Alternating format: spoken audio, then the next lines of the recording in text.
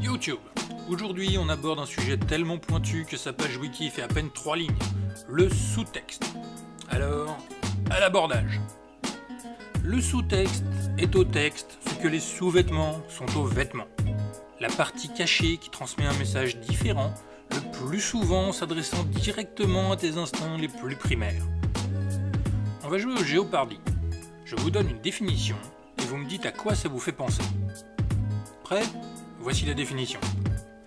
Pénétration physique, ça commence bien, dans un mélange de plaisir et de douleur qui répand le sang et te change pour toujours en quelque chose de différent. Et la réponse est une morsure de vampire, évidemment. Si vous avez pensé à une défloration, vous n'avez pas tort non plus. Vous comprenez maintenant pourquoi Twilight a eu autant de succès auprès des jeunes filles, alors que le public traditionnel de la littérature fantastique est essentiellement masculin. Ils leur ont vendu du cul, tout simplement. Et tout est resté au niveau inconscient. Ce n'est pas toujours aussi subtil. Quand Nicki Minaj chante son morceau intitulé Anaconda, on comprend bien qu'elle n'est pas en train de poser sa candidature à la succession de Brigitte Bardot en tant que porte-parole de la cause animale. Vous avez remarqué, le sous-texte est quand même souvent orienté en dessous de la ceinture. Et c'est parfaitement normal. Non seulement c'est simple, mais surtout c'est très efficace. Déjà, c'est le meilleur moyen de contourner la censure. Ensuite, le sexe intéresse tout le monde. Que vous soyez un homme bedonnant qui vote blanc ou une femme mince qui vote noir, c'est un sujet qui ne vous laissera pas insensible. Vous l'avez senti le sous-texte, hein ? Ceci dit, cette technique permet d'évoquer bien d'autres sujets. Et il n'est pas toujours simple à détecter.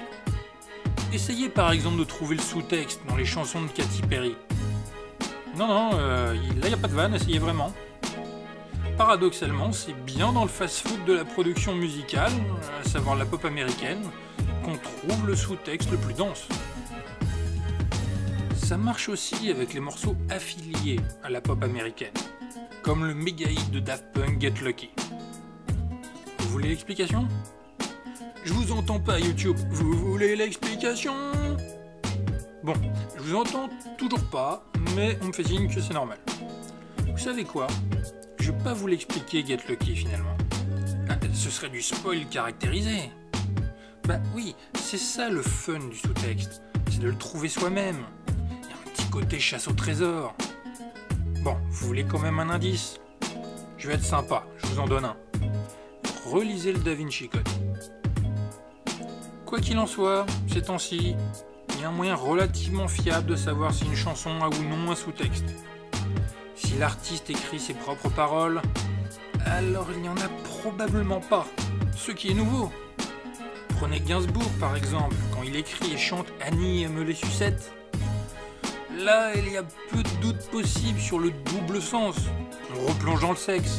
Captain Sous-Texte vous salue bien. A plus tout le monde.